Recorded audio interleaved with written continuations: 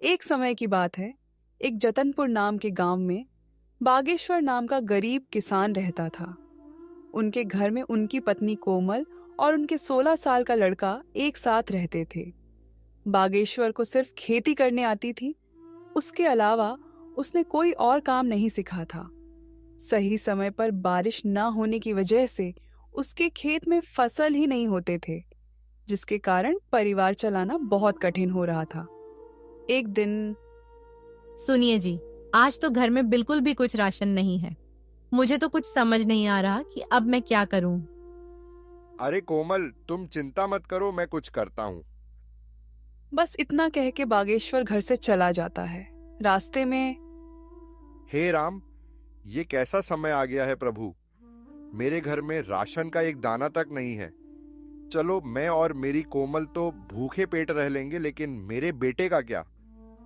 मैंने तो केवल खेत में मेहनत करना सीखा है, लेकिन उसमें भी बारिश सही समय पे ना होने की वजह से खेत में फसल नहीं हुई।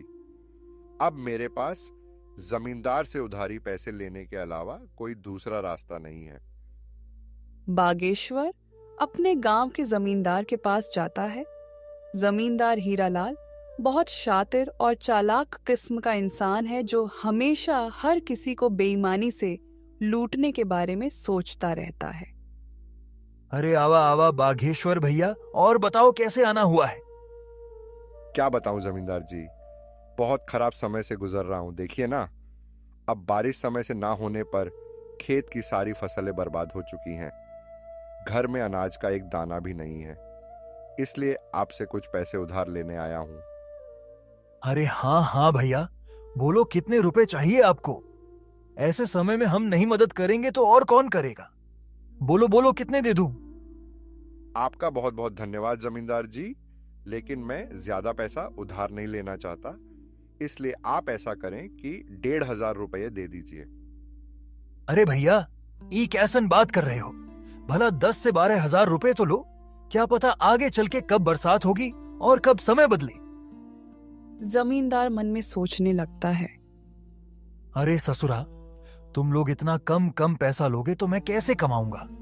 ज्यादा लोगे तभी है ना, हमें ज्यादा ब्याज मिलेगा। यहाँ बागेश्वर भी सोचने लगा। आखिर अब मैं क्या करूं। वैसे ये कह तो ठीक ही रहे हैं, पता नहीं कब भगवान की हम जैसों पर दया होगी। एक काम करता हूं, 10,000 ले लेता हूं। अच्छा ठीक है, तो जमींदार भाई 10,000 पे कितना तक ब्याज लेंगे आप। देखो बाघेश्वर भैया, 10,000 के 10% प्रति महीना। लेकिन आप तो अपने ही आदमी हैं, आपस में क्या धंधा करें। चलो आप 8% दे देना। हे भगवान, 8% प्रति महीना तो हमारे लिए बहुत ही ज्यादा ब्याज है। ले तो लेंगे, लेकिन चुकाएंगे कैसे। अगर नहीं लूंगा तो मेरा बेटा नकुल भूखा ही रहेगा। चलो ले ही लेता हूं। अगर भगवान की यही मर्जी है तो यही सही। अरे बाघेश्वर भैया, क्या हुआ, क्या सोच रहे हैं। ब्याज के बारे में तो नहीं सोच रहे हैं। हाँ जमींदार भाई, इतना ब्याज कैसे। अरे कोनो चिंता की बात नहीं है। देखिए आप तो अपने हैं, आराम से चुकाइएगा। कहिए क्या कहते हैं। अच्छा ठीक है, दे दीजिए। बागेश्वर उस जमींदार से 10,000 रुपए उधार लेके चला जाता है। चलो अब जल्दी जल्दी बाजार से राशन और नकुल के लिए कुछ खाने को ले लेता हूं। आज मेरा बेटा तो खुश हो जाएगा। बागेश्वर जल्दी जल्दी बाजार से सामान लेके घर के लिए वापस हो जाता है। घर पहुंचते ही कोमल बागेश्वर के हाथ में सामान देखकर खुश हो जाती है और कहती है, अजी, ये सामान पैसे कहाँ से मिले जी। देखो कोमल, मुझे पता है तुम मुझ पर गुस्सा करोगी, लेकिन मेरे पास और कोई चारा भी नहीं था। मैं समझ गई जी, आपने किसी से उधारी पैसे लिए होंगे, पर कोई बात नहीं, मैं भी वही सोच रही थी।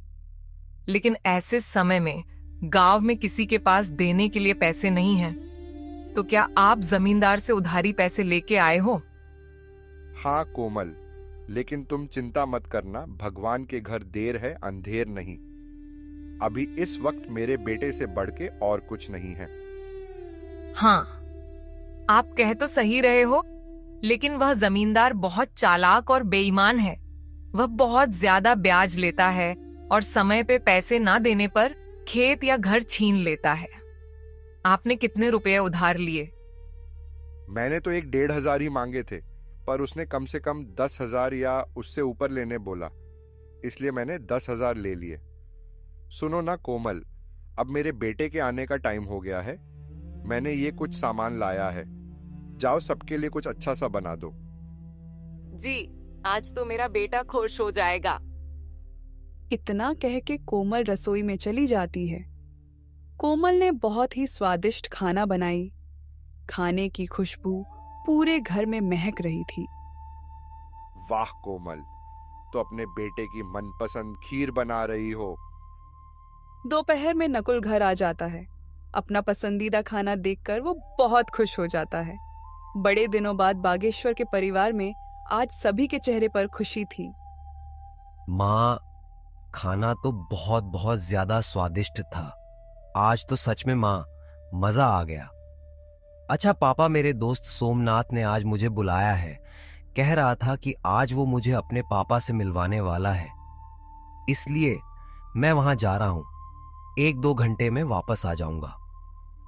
ठीक है बेटा, जाओ, लेकिन संभल के जाना और संभल के आना, ठीक है? हाँ पापा, आप फिक्र मत करो, मैं अच्छे से जाऊंगा और अच्छे से आऊंगा। इतना कह के नकुल घर से निकल जाता है।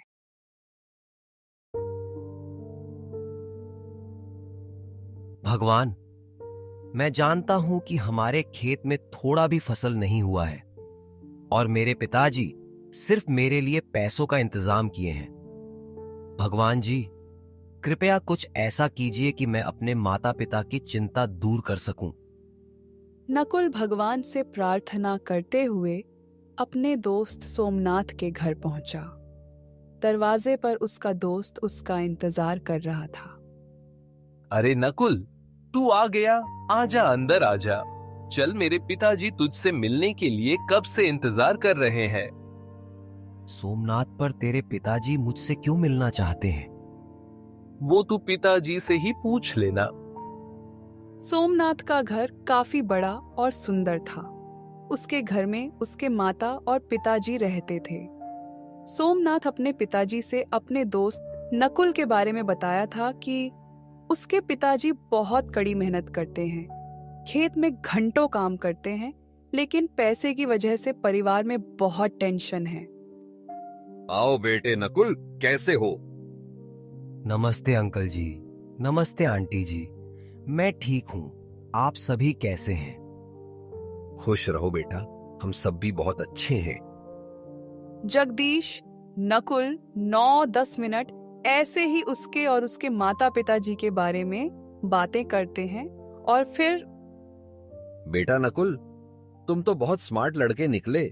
बेटा, कल से तुम दोपहर में स्कूल से आके खाना खा के यहाँ चले आना।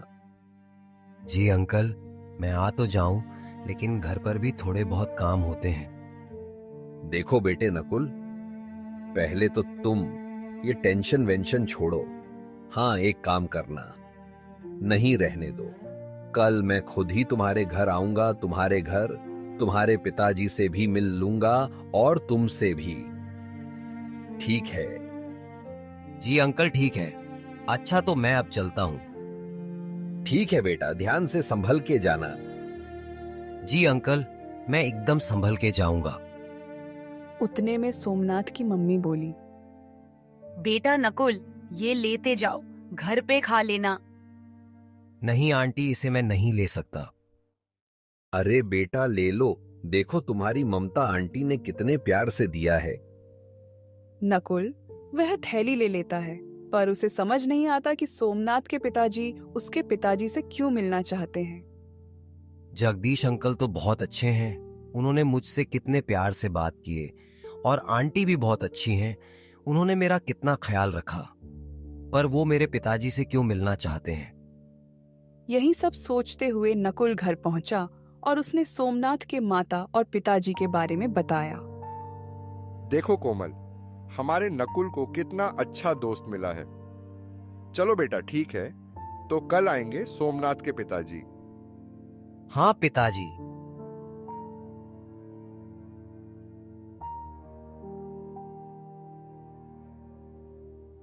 अगले दिन दोपहर में सोमनाथ अपने पापा को नकुल के घर ले आया।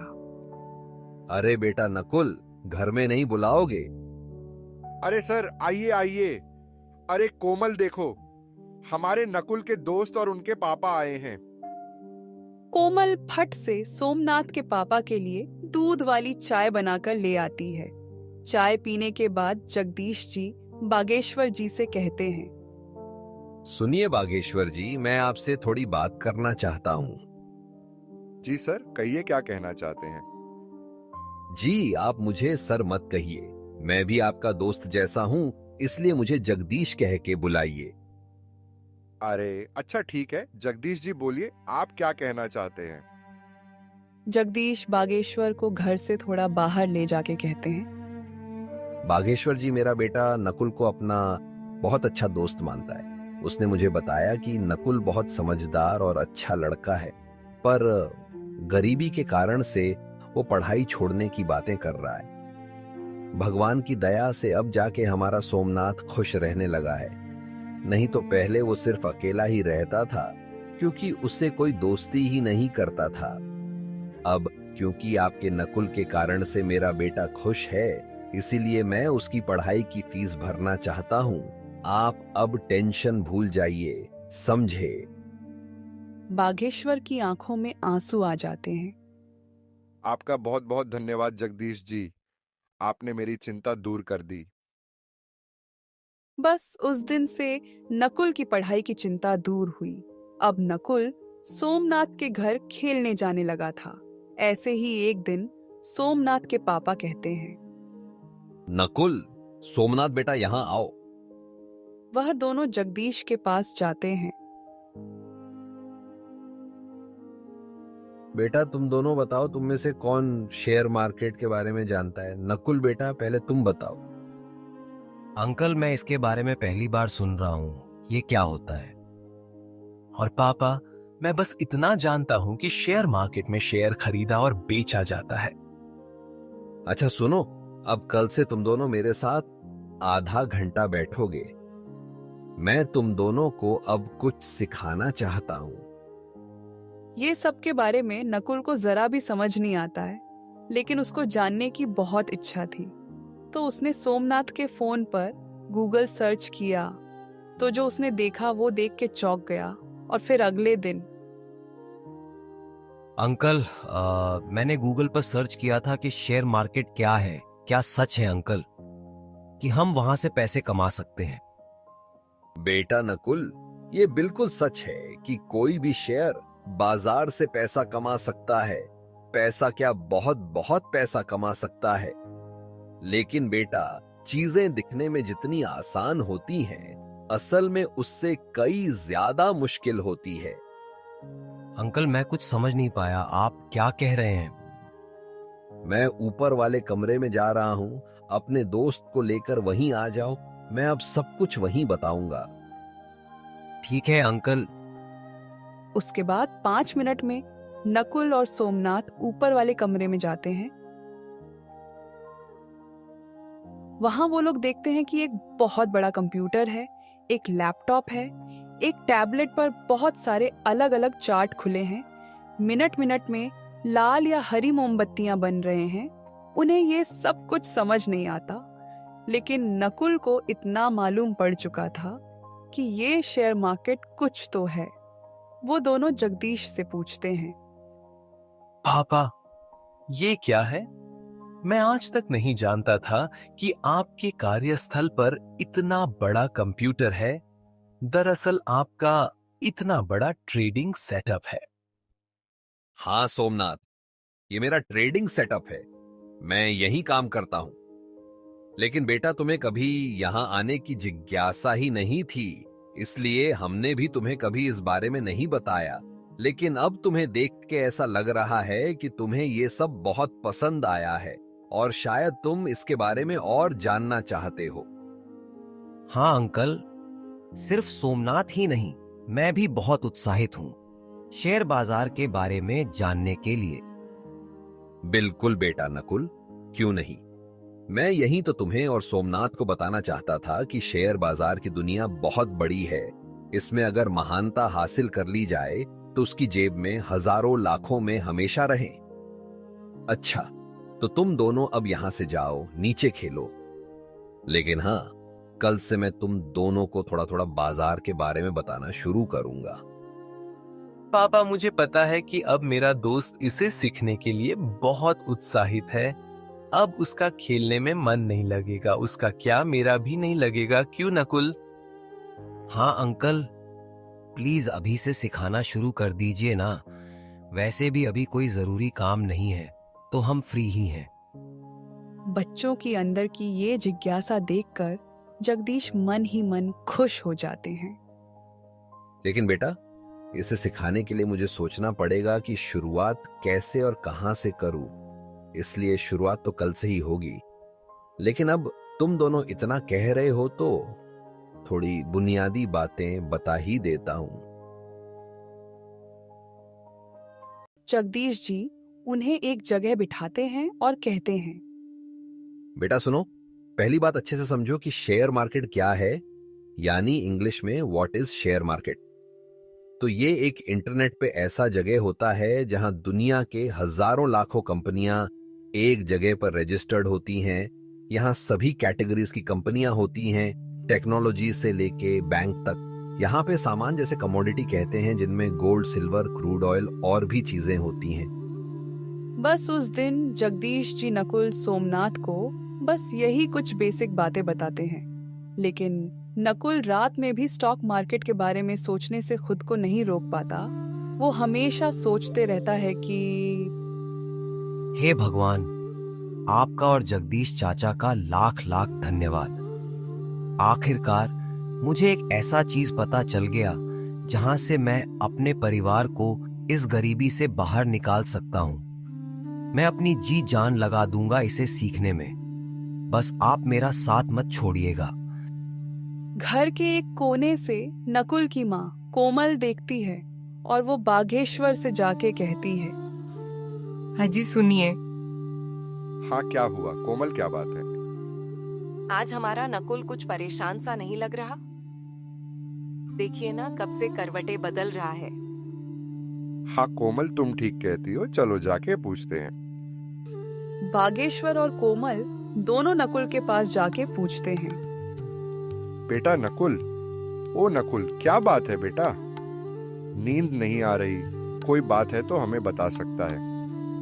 पापा मम्मी, मैं तो ये सोच रहा था कि आप लोगों को कैसा लगेगा जब मैं एक सफल आदमी बन जाऊंगा। हमारा भी एक अच्छा सा घर होगा। धत्त पगला, हम दोनों तो डर ही गए थे। बेटा, हम लोग बहुत खुश होंगे उस समय जब तुम एक सफल आदमी बन जाओगे, है ना कोमल? हाँ जी, बिल्कुल सही कह रहे हैं आप। हमारा नकुल सफल हो जाएगा तो कितना अच्छा होगा। मम्मी पापा, अब आप लोग भी जाइए और सो जाइए। और हाँ, चिंता बिल्कुल मत करना। फिर बागेश्वर और कोमल भी सोने चले जाते हैं। अगले दिन नकुल अपने साथ एक कलम और एक किताब लेके बहुत उत्साह के साथ सोमनाथ के घर जाता है। दरवाजे पर उसका दोस्त उसकी राह देख रहा है। तेरा चेहरा देख के समझ आ रहा है कि तेरा मन आज सिर्फ शेयर मार्केट के बारे में सीखना चाहता है ना? हाँ सोमनाथ, अच्छा देर नहीं करते हैं, चल फटफट अंकल के पास जाते हैं। लेकिन वो दिख नहीं रहे, कहाँ हैं? अरे नकुल, थम जा यार। अच्छा चल, वो ऊपर के कमरे में हम दोनों का इंतजार कर रहे हैं। वो दोनों ऊपर के कमरे में जाते हैं। वहाँ जगदीश जी इनको सिखाने की तैयारी कर रहे थे। अरे बच्चों, तुम आ गए। आओ आओ, अब जल्दी जल्दी यहाँ बैठ जाओ। मैं आज तुम्हें कुछ एग्जाम्पल के साथ सिखाऊंगा कि रियलिटी में मैं मार्केट में कैसे ट्रेड करता हूँ। देखो बच्चों, मार्केट में आपको दो टाइप के लोग मिलेंगे। एक होता है बायर्स यानी खरीदने वाला, और दूसरा होता है सेलर्स यानी बेचने वाला। यहाँ एक खरीदता है तो दूसरा बेचता है। अब आगे सिखाने से पहले मैं तुमको 3 पिलर्स ऑफ सक्सेस बताना चाहता हूँ। क्या तुम दोनों में से कोई पॉइंट्स बता सकते हो? नकुल पहले हाथ ऊपर करता है और कहता है, हाँ अंकल, मैं जानता हूँ। वो 3 पॉइंट्स है, डिसिप्लिन, कंसिस्टेंसी और पंक्चुअलिटी। शाबाश बेटा, बहुत बढ़िया। अब मैं ये बताता हूँ कि तुम इस मार्केट में सक्सेसफुल बनने के लिए कैसे अप्लाई कर सकते हो। देखो बेटा, सबसे पहले डिसिप्लिन, जिसका मतलब होता है किसी भी काम का एक प्रॉपर स्ट्रक्चर होता है। तुम्हें उसके हिसाब से ही वो काम करना चाहिए। जैसे मार्केट में हर एक काम करने का सही तरीका होता है। अगर उसके हिसाब से काम किया जाए तो काम हमेशा सही होता है। उतने में सोमनाथ कहता है, पापा, आगे का 2 पॉइंट्स मैं बताऊं? बिल्कुल बेटा, बताओ। पापा, कंसिस्टेंसी का मतलब होता है किसी भी काम में कंसिस्टेंट रहना, और लास्ट पॉइंट है पंक्चुअलिटी, जिसका मतलब होता है टाइम टू टाइम, यानी समय पे हर काम हो जाना चाहिए। पापा, ये 3 पॉइंट्स के हिसाब से अगर हम मार्केट में रहते हुए अपने डिसिप्लिन को फॉलो करते हैं और दूसरे काम में कंसिस्टेंसी और पंक्चुअलिटी बनाए रखते हैं, तो हम एक सफल ट्रेडर या इन्वेस्टर बन सकते हैं।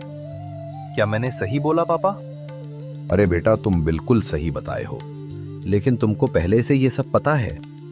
हाँ पापा, हमको इसके बारे में कॉलेज में पढ़ाए थे और शेयर मार्केट के बारे में मैंने भी थोड़ी बहुत रिसर्च की थी। उसके अगले 30-40 दिन में जगदीश जी ने बच्चों को शेयर मार्केट के बारे में सब बता दिया था। जैसे मार्केट में कब खरीदना है, कब बेचना है, ट्रेड कैसे लेते हैं और बाकी के चीजें। एक दिन सुबह में सोमनाथ और नकुल एक साथ कुछ बातें कर रहे होते हैं। उतने में जगदीश जी उन्हें बुलाते हैं। बेटा सोमनाथ और नकुल, मेरे साथ ऊपर आओ। वो दोनों उनके साथ ऊपर जाते हैं और फिर उन्होंने कहा, आज तक तुम दोनों ने बहुत कुछ सीखा है और उसको पूरे डिसिप्लिन, कंसिस्टेंसी और पंक्चुअलिटी होके पेपर ट्रेडिंग में प्रैक्टिस भी की है। अब बारी है रियल पैसे से ये सब करना। आज मैं तुम दोनों का डीमैट अकाउंट बनाऊंगा और तुम दोनों के डीमैट अकाउंट में 2-2 लाख का कैपिटल डिपॉजिट करूंगा। तुम्हें उसका इस्तेमाल करके अपना कैपिटल बड़ा बनाना है। लेकिन बेटा, कहीं पे भी अपने पैसे को इन्वेस्ट या ट्रेड करने से पहले अपने रिस्क को मैनेज करना, फिर आगे स्टेप लेना। उस दिन से नकुल और सोमनाथ दोनों ने मार्केट में पैसे से काम चालू किया। शुरुआत में दोनों ने डर डर के कैपिटल को यूज किया, लेकिन कुछ ही हफ्तों में वे कॉन्फिडेंट हो गए। अब वह दोनों धीरे धीरे छोटे छोटे प्रॉफिट्स बुक करने शुरू कर दिए थे। लेकिन एक दिन, यार, ये पेनी स्टॉक में पैसा इन्वेस्ट करूं या नहीं? सिर्फ 2 रुपए का एक शेयर है। मैं आराम से 30,000 शेयर खरीद सकता हूँ। 1-2 रुपए भी बढ़ गया तो बहुत अच्छा प्रॉफिट होगा। यहाँ नकुल ने गलती की। उसने कंपनी के बारे में रिसर्च नहीं किया। उसने सिर्फ प्रॉफिट को देखा और लालच में उसने वो शेयर खरीदे ली। खराब किस्मत से उस स्टॉक की कीमत 1.5 रुपए से गिर गई। हे भगवान, ये मैंने क्या किया? ये कैसे हो गया? मुझे ऐसा नहीं करना चाहिए था। मैंने अपने रिस्क मैनेजमेंट पर ध्यान नहीं दिया, डिसिप्लिन को फॉलो नहीं किया। 45,000 का नुकसान। अब मैं क्या करूं? उतने में गांव का जमींदार हीरालाल अपने आदमी के साथ आ जाता है। कवन दिशा में गया ललुआ का घर भा, कवन दिशा में। अरे मालिक, वो दिशा में है। हीरालाल बागेश्वर के घर के सामने आके कहता है, अरे ओ बागेश्वर भैया, अरे कहवा बाड़ा हो, तनिक बाहर निकलिए महाराज। अरे कोमल, लगता है जमींदार अपने पैसे लेने आया है। तुम यहीं रुको, मैं देख के आता हूँ। बागेश्वर घर से बाहर आता है। अरे जमींदार जी, नमस्कार। अरे भैया, नमस्कार नमस्कार। बागेश्वर भैया, हम कह रहे थे कि पैसवा कब दीजिएगा? अभी भी 4,000 ब्याज सहित बचा है, याद है कि भुला गए? नहीं जमींदार जी, भूले नहीं हैं। बस इस वक्त घर में परिस्थिति कुछ ठीक नहीं चल रही। मुझे 1-2 महीने का और समय दे दीजिए, मैं आपके बचे हुए पैसे ब्याज के साथ चुका दूंगा। देखिए बागेश्वर भैया जी, आपको समय चाहिए तो ले लीजिए, लेकिन आज से उस पे 25% ब्याज लगेगा, समझ गए? उतने में नकुल की आंख खुली। उसने माँ से पूछा, माँ, ये शोर कैसी है? बेटा, 1.5 साल पहले तुम्हारे पापा उस जमींदार से पैसे लिए थे। हमें कुछ पैसे अभी देने बाकी है, वो वही मांग में आया है। नकुल घर से बाहर आता है और जमींदार से कहता है, प्रणाम जमींदार जी। अरे खुश रहा बचवा, हमेशा सम्मानित जीवन जियोगे तुम। तनिक अपने पिताजी से कहिए हमरा पैसा लौटा दे जल्दी से। नकुल अपनी जेब से मोबाइल निकालता है और कहता है, कहिए जमींदार जी, आपके ब्याज सहित कितने रुपए हुए हैं? बबुआ, तुम दोगे का? बताओ। हाँ कहिए, कितने हुए? ए जी सुनो, हमको जरा डायरिया दो, जरा चेक ना करना पड़ेगा। जमींदार डायरी में देखता है और कहता है, देखा बबुआ, आपके 4,000 रुपया पर 8% ब्याज के साथ 1.5 साल का होता है, सिर्फ 4,576 रुपया। आप अकाउंट नंबर बोलिए, मैं अभी पूरे पैसे आपके अकाउंट में ट्रांसफर कर देता हूँ। हीरालाल अपना अकाउंट नंबर बताता है। नकुल ब्याज सहित पूरे पैसे उसके अकाउंट में ट्रांसफर कर देता है। मैसेज आने के बाद जमींदार वहां से चला जाता है, लेकिन यहाँ बागेश्वर को समझ नहीं आ रहा था कि नकुल के पास पैसे कहाँ से आए। तो उसने नकुल से पूछा, ए नकुल बेटा, ये तुम कैसे किए? हमारा मतलब है कि तुम्हारे पास इतने पैसे कहाँ से आए? इतने में कोमल कहती है, अरे क्या हुआ जी? मम्मी पापा, देखिए आप दोनों शांत हो जाइए।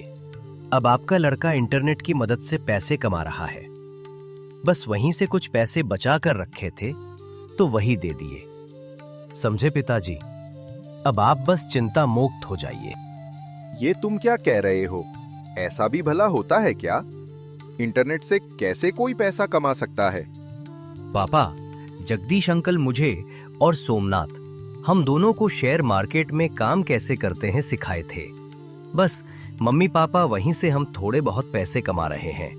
लेकिन अब आप लोग अपने सपने सजाने शुरू कर दीजिए, क्योंकि अब हमारा भी समय बदलने वाला है।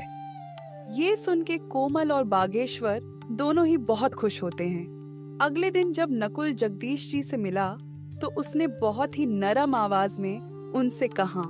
उसकी आंखों में थोड़े बहुत आंसू भी थे।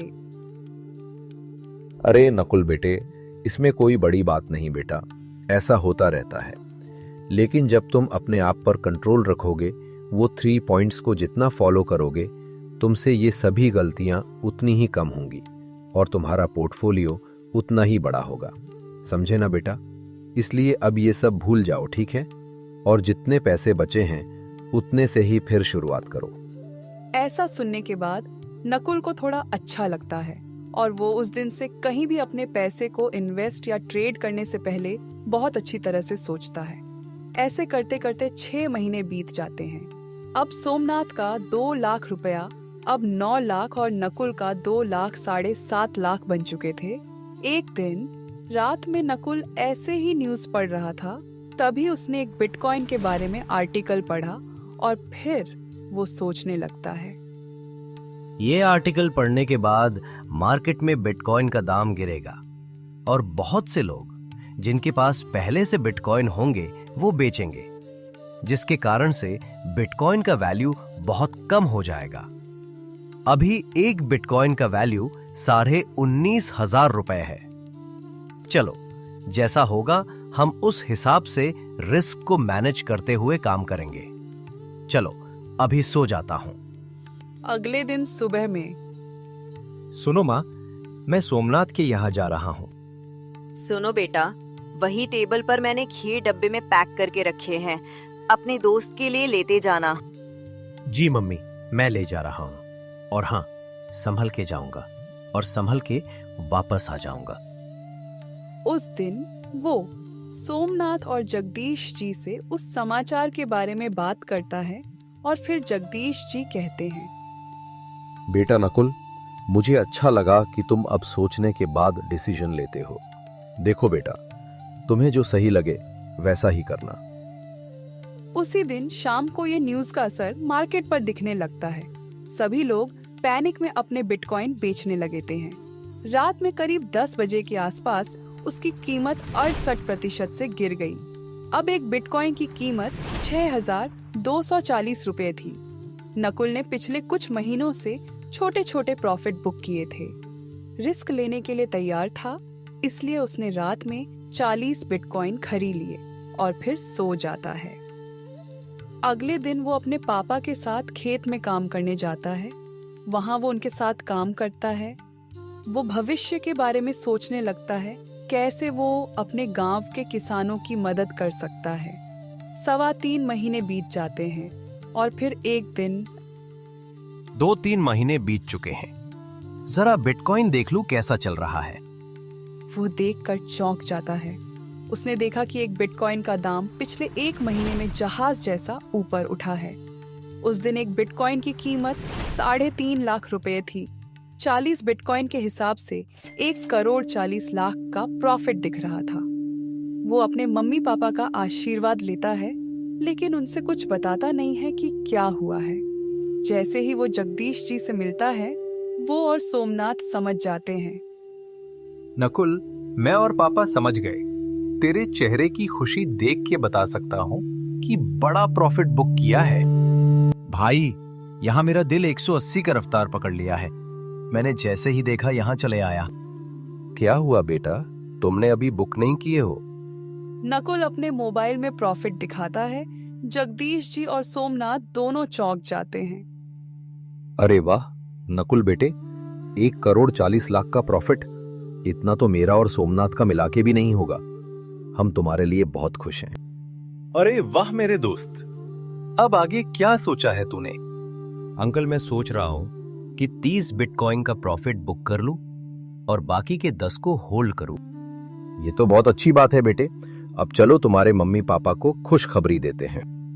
इतने में सोमनाथ की मम्मी आ जाती हैं और कहती हैं, अरे कौन सी खुशखबरी की बात हो रही है? वो सभी नकुल के लिए बहुत खुश होते हैं और मिठाई का डब्बा लेके उसके घर पहुंचते हैं। दरवाजे पे कोमल उन सबको आते हुए देखती है। वो सबने उनको जो भी हुआ उसके बारे में बताते हैं। क्या बात कर रहे हो जगदीश जी? अरे सुनती हो कोमल, अब हमारा बेटा करोड़पति बन गया है। सब बहुत खुश हो जाते हैं। नकुल और सोमनाथ ने मिलके गांव में सोलर पैनल लगवाए और बोरिंग करके उसमें पावर मशीन लगवाते हैं, जिसकी वजह से अब गांव के किसानों की पानी की चिंता खत्म हुई। अब वो गांव के हर आदमी को बताते हैं कि पैसे सिर्फ खेती में काम करने से नहीं, दिमाग से भी कमाए जा सकते हैं। इसलिए अपने बच्चों को जरूर पढ़ाएं।